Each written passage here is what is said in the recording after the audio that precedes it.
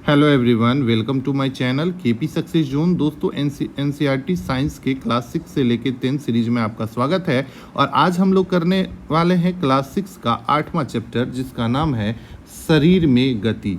ये क्लास आने वाले जो भी एग्ज़ाम है, चाहे 71वीं बीपीएससी हो, यूपी पीसीएस हो, या कोई भी एग्ज़ाम हो, या बिहार का शिक्षक भर्ती ही हो, उसके लिए काफ़ी महत्वपूर्ण है। इसको ज़रूर देखिएगा। और साइंस को अगर आप लोग 10th तक का एनसीईआरटी कंप्लीट कर लिए साइंस में, तो आपको साइंस में कुछ भी दिक्कत नहीं होने वाला है। और हम नोट्स भी बनाते चल रहे हैं ताकि आपको किसी भी प्रकार का दिक्कत ना हो। ठीक है, तो बाकी के वीडियो भी अगर आप लोग नहीं देखें तो प्लेलिस्ट में जाकर देख सकते हैं।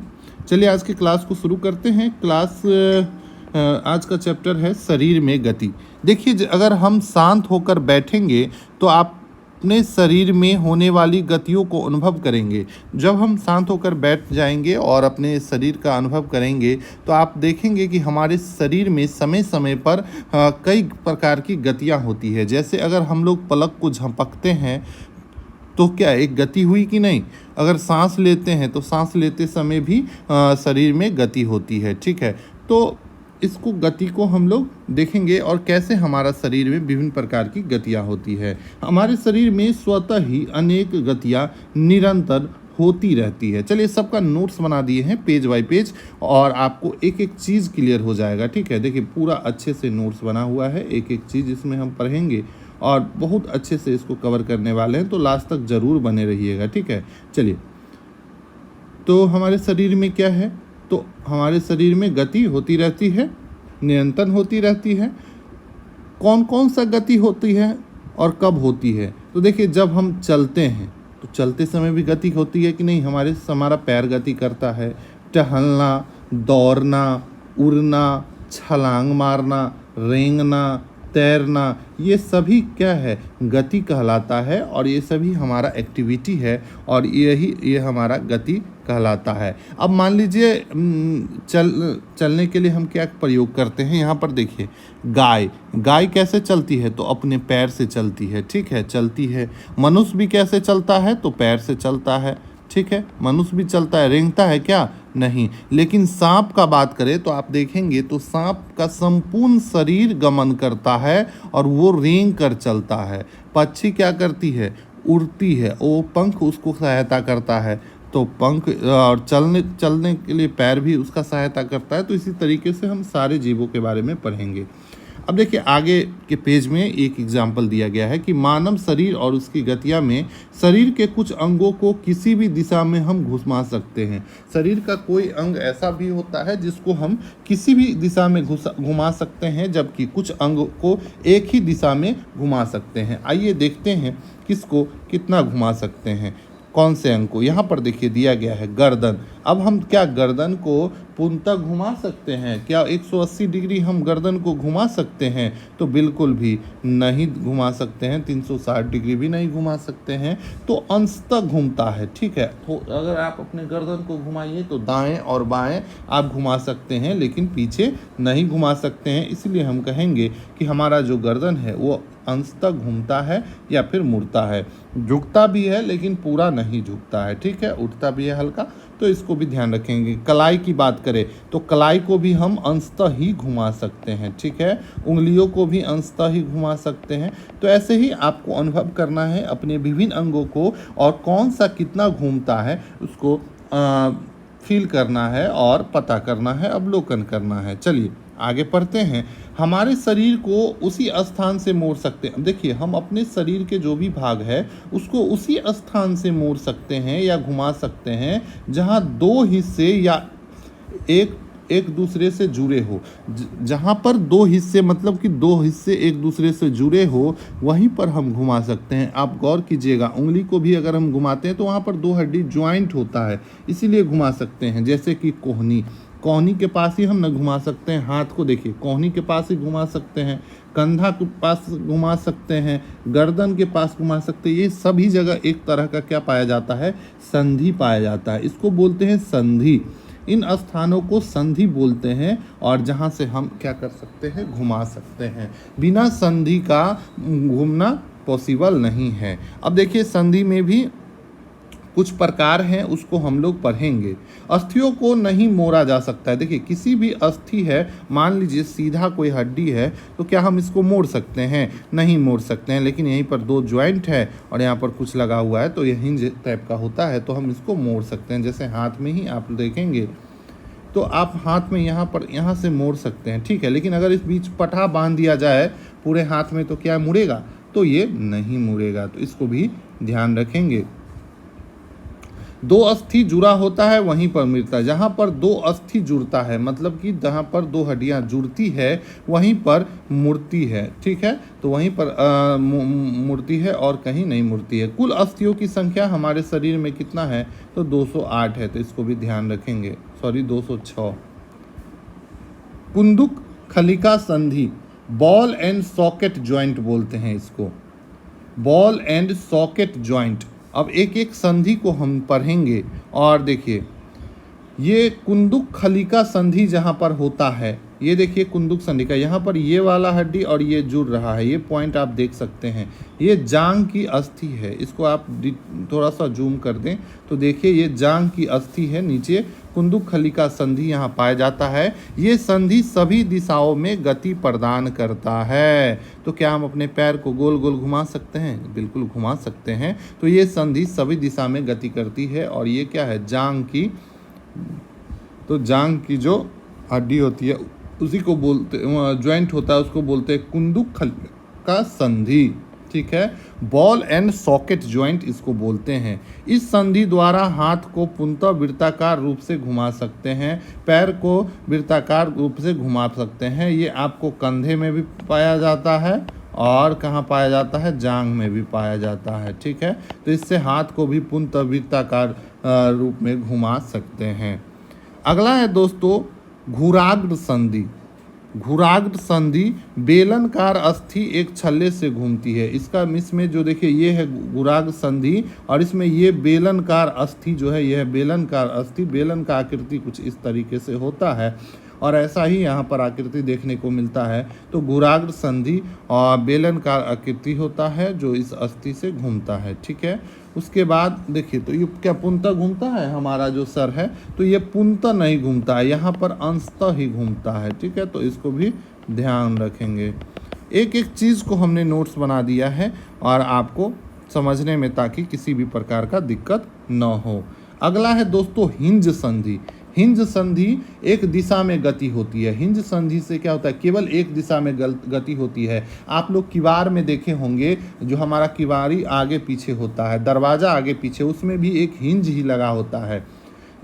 तो हिंज संधि कहाँ कहाँ पाया जाता है? तो कोहनी में पाया जाता है, घुटना में हिंज संधि पाया जाता है। तो कोहनी और घुटना दोनों जगह हिंज संधि पाया जाता है, आप इसको ध्यान रखेंगे। और वहीं बात करें जांघ में और कंधे में, तो वहाँ पर कुंदुक खलिका संधि पाया जाता है।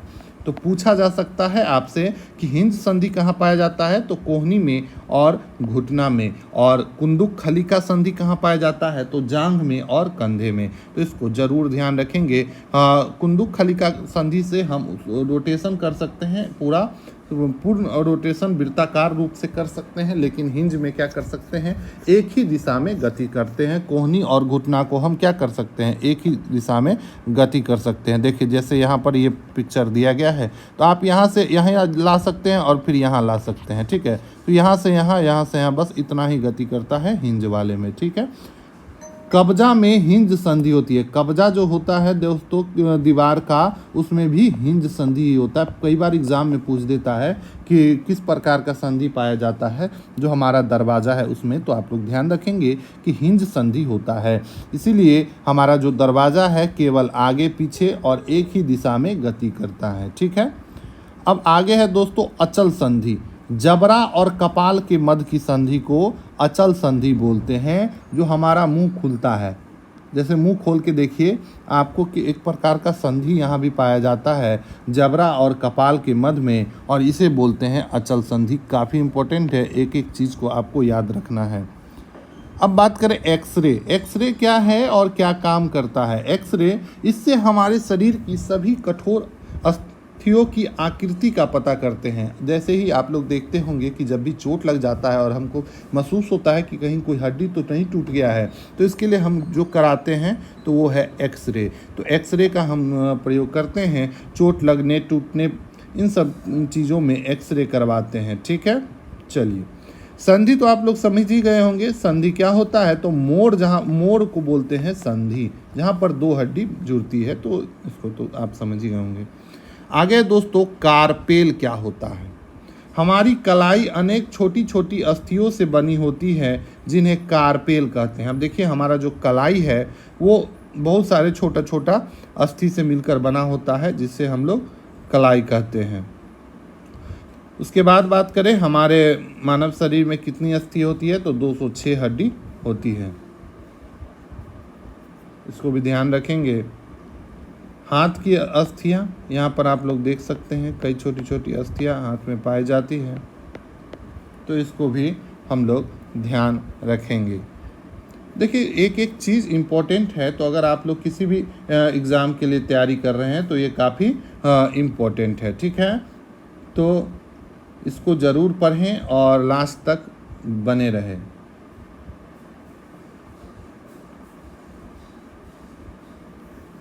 ठीक है, चलिए तो इसको ध्यान रखें। हमारे शरीर में कुल 206 हड्डी होती है, तो इसको भी ज़रूर ध्यान सके। ठीक है, और जन्म के समय देखिए अगर हड्डियों की संख्या की बात करें तो जन्म के समय जो हड्डियों की संख्या होती है बच्चों में वो 300 होती है। कितना होता है, 300। अगर कोई पूछे तो शिशु में कितना हड्डी होता है या अस्थि होता है, तो 300, और मानव शरीर में पूछे तो 206 हड्डी होती है। ठीक है, जैसे जैसे हम बड़े होते हैं कुछ हड्डियां जो है आपस में जुड़ जाती है, जिससे वयस्कों में जाकर 206 हड्डी ही बचता है। ठीक है, तो 206 हड्डी, देखिए नोट्स बनाने में 208 लिख दिया गया था, 206 हड्डी होता है एक वयस्क शरीर में, इसको भी आप लोग ध्यान रखेंगे। और वहीं बात करें शिशु में तो लगभग 300 हड्डी होती है, और इससे भी अधिक होती है, बाद में सब जुड़ जाते हैं। ठीक है, चलिए आगे है दोस्तों पसली। पसली, मानव कंकाल। मानव कंकाल आप लोग देख ही रहे हैं, ये पूरा मानव का कंकाल है, ये हाथ की अस्थि है, तो इस सब चीज़ को ध्यान रखेंगे। चलिए अब पसली की बात करें तो वक्ष की अस्थियों को पसली बोलते हैं। वक्ष की अस्थियों को हम क्या बोलते हैं, पसली बोलते हैं। देखिए कुछ इस तरह का स्ट्रक्चर होता है, इसको पसली पिंजर बोलते हैं। पसली पिंजर क्या होता है, पसली एवं मेरुदंड से जुड़कर बने शंकुधारी बक्सा। ये एक तरह का क्या है, बक्सा ही तो है। देखिए इस तरीके से बना हुआ है, अंदर क्या है, पूरा खाली है, तो इस बक्सा को हम बोलते हैं पसली पिंजर। वक्ष के दोनों तरफ 12 पसलियां होती है, और दोनों तरफ 12 पसलियां होती है जो हमारे शरीर के महत्वपूर्ण अंगों की रक्षा करती है। और इसके अंदर में हमारे शरीर का बहुत सा महत्वपूर्ण अंग होता है जो उसकी रक्षा करता है। तो दोनों तरफ पसली में पूछा जाए कितना होता है, तो 12, दोनों तरफ 12 पसलियाँ होती है पसली पिंजर में। ठीक है, तो टोटल 24 हो गए पसलियाँ, तो इसको भी ध्यान रखेंगे। उसके बाद है दोस्तों मेरुदंड क्या होता है, तो 33 केशरुकाओं का बना होता है। मेरुदंड जो है 33 केशरुका का बना होता है। केशरुका क्या होता है, तो छोटी छोटी अस्थि जिससे मेरुदंड बना होता है। यहाँ पर आप देख सकते हैं एक ये हो गया, एक ये हो गया, एक ये हो गया, एक ये हो गया, तो ऐसी छोटी छोटी इसको बोलते हैं, ये जो छोटा छोटा भाग दिख रहा है इसको ही बोलते हैं हम केशरुका, और इसी केशरुका से बना होता है। इसमें टोटल 33 केशरुकाओं से मिलकर मेरुदंड का निर्माण होता है, और ये हमको हमारे शरीर को सीधा रखता है। ठीक है, और हमारे शरीर की सबसे लंबी हड्डी भी है, तो अस्थि भी है, तो इसको भी हम लोग ध्यान रखेंगे। ठीक है, आगे है दोस्तों श्रेणी अस्थि। इसकी संरचना बॉक्स के समान होती है। श्रेणी अस्थि जो होती है इसकी संरचना बॉक्स के समान होती है। यहाँ पर आप देख सकते हैं ये है श्रेणी अस्थि। ठीक है, बॉक्स के समान होती है, अमाशय के नीचे पाया जाता है। और ये कहाँ पाया जाता है, तो हमारे अमाशय के नीचे पाया जाता है, विभिन्न अंगों की रक्षा करता है। और देखिए अमाशय में एक अम्ल पाया जाता है HCl। पूछा जाता है कि हमारे अमाशय में कौन सा अम्ल पाया जाता है, तो HCl पाया जाता है। ठीक है, तो इसको भी ध्यान रखेंगे। ठीक है, और श्रेणी अस्थि कहाँ पाए जाते हैं, तो कुल्हे वाले हिस्से में, कुल्हे जिसके सहारे हम क्या करते हैं, बैठते हैं, वही है क्या, श्रेणी अस्थि। ठीक है, तो इसको भी ध्यान रखेंगे। मानव खोपड़ी देख रहे हैं, तो मानव खोपड़ी अनेक अस्थियों से बना होता है और यह मस्तिष्क की रक्षा करता है। मानव खोपड़ी क्या करता है, तो मस्तिष्क की रक्षा करता है और अनेक अस्थियों से बना होता है। ठीक है, चलिए अब हम लोग अस्थि के बाद पढ़ेंगे उपास्थि क्या होता है। कंकाल के अंग जो ज़्यादा कठोर नहीं होते हैं, जिसे मोड़ा जा सकता है, उसको बोलते हैं उपस्थि। और उपस्थि कहाँ पाया जाता है, तो अगर आप अपने कान को टच करें तो कान का जो ऊपरी भाग है, देखिए कान का जो ऊपर वाला भाग है, ये वाला, इसको बोलते हैं उपस्थि। इसको क्या बोलते हैं, उपस्थि। और इसमें जो हड्डी होता है उसको हम मोड़ सकते हैं, उतना कठोर नहीं होता है। तो कान का जो ऊपरी भाग है उसको उपस्थि, उसमें जो हड्डी पाया जाता है उसको उपस्थि बोलता है। और नीचे वाला भाग जो देखेंगे उसको कर्णपालिका बोलते हैं। यहाँ जो कान का नीचे वाला, एकदम छू के देखिए आप लोग, उसको कर्णपालिका बोलते हैं, कान का निचला भाग। और इसमें कोई भी अस्थि नहीं पाया जाता है, इसमें कोई भी अस्थि नहीं पाया जाता है। ठीक है, तो इसको भी ध्यान रखेंगे। मानव कंकाल अस्थि, संधि और उपास्थियों से मिलकर बना होता है। तो जो मानव कंकाल आप लोग देखे ऊपर, वो किससे मिलकर बना होता है, तो उसमें अस्थि भी होता है, संधि भी होता है, उपस्थि भी होता है। तो इन तीनों चीज़ों से मिलकर बना होता है, तो इसको भी ध्यान रखेंगे। संधियाँ गति करने में सहायता करती है। संधि जो भी है तो वो क्या करता है, गति करने में सहायता करते हैं, हम लोग देख ही लिए हैं। और अस्थि को गति प्रदान करने में दो पेशियां संयुक्त रूप से कार्य करती है। किसी भी अस्थि को गति प्रदान करने में दो पेशियां संयुक्त रूप से काम करती है। पेशी जो है गति के दौरान उभरा हुआ भाग होता है। जैसे आप देखिए, अगर हाथ को ही आप मोड़ते हैं तो यहाँ पर क्या इस तरीके से फूल जाता है, ये क्या है, अस्थि को गति प्रदान करने में दो पेशियां जब संयुक्त रूप से कार्य करता है तो इससे क्या होता है, उभरा हुआ प्रतीत होता है। इसका कारण क्या है कि लंबाई में कमी होने के कारण इसका संकुचन होता है और पेशियां जो है वो छोटी हो जाती है, कठोर हो जाती है और मोटी हो जाती है। और हम लोग क्या करते हैं, दिखाते हैं कि देखो कितना हमारा बॉडी है, दिखाते हैं ना हाथ को मोड़ के। तो ये कुछ नहीं है, इस क्यों ऐसा क्यों उभरा हुआ दिखाई देता है, तो इसका कारण है कि हमारे पेशियों की लंबाई में कमी हो जाती है, जिसके कारण पेशी छोटी हो जाती है, कठोर और मोटी हो जाती है। ठीक है, जब भी हम हाथ को मोड़ते हैं तो ठीक है। उसी तरीके से पैर की पेशियां भी काम करती है जब हम लोग चलते हैं, तो इसको भी ध्यान रखेंगे। अब हम लोग देखेंगे जंतुओं में चाल। जंतु जो है वो किस प्रकार से गति करती है। जैसे कि पहला हो गया केचुआ। केचुआ में अस्थि पाया जाता है, तो बिल्कुल भी नहीं पाया जाता है। केचुआ में अस्थि नहीं पाया जाता है, उसमें पेशी पाया जाता है और पेशीय गति ही करते हैं। केचुआ की पेशियां उसको चलने में सहायता प्रदान करती है। इसके शरीर में बाल जैसी होता है, सूख होता है छोटा छोटा, जो उसको पकड़ को मजबूत करता है। यह मिट्टी खाता है और मिट्टी को निकालकर फिर उपजाऊ बना देता है। तो केचुआ को किसान का मित्र बोला जाता है, तो इसको भी ध्यान रखा जाता है। क्वेश्चन पूछा जाता है कई बार एग्जाम में कि केचुए को किसान का मित्र क्यों कहा जाता है, क्योंकि केचुआ क्या करता है, मिट्टी को भुरभुरा बना देता है और भुरभुरा करके पोला का निर्माण कर देता है, जिससे पौधे का विकास काफ़ी अच्छे से होता है। ठीक है, तो इसको ध्यान रखेंगे। देखिए केचुए में गति किस प्रकार से होता है, देखिए ये दो भाग है, वो एक सिकुड़ता है और फिर एक आगे की तरफ खींचता है और इस तरीके से गति होता है, आप लोग देखे भी होंगे। उसके बाद है घोंघा में किस प्रकार का गति होता है। तो घोंघे में आप देखे होंगे मुंह से एक मांस जैसी संरचना आगे निकलती है, मांसल संरचना, इसी को पाद और पैर बोलते हैं। घोंघा और केचुए किसकी गति तीव्र होती है, आप लोग कमेंट करके बताएंगे कि घोंघा और केचुआ दोनों में कौन तेजी से गति करता है। किसी दिन रेस करवा दीजिए घेवड़ा और केचुआ में। ठीक है, तो घोंघा में भी पैर होता है और वो भी मांसल गति से ही, मतलब कि पेशीय गति ही करता है। उसके बाद बात करें तिलचट्टे की। तिलचट्टा जमीन पर चलता है, दीवार पे भी चलता है, चढ़ जाता है, वायु में उड़ता है, क्योंकि उसके पास पंख भी होता है।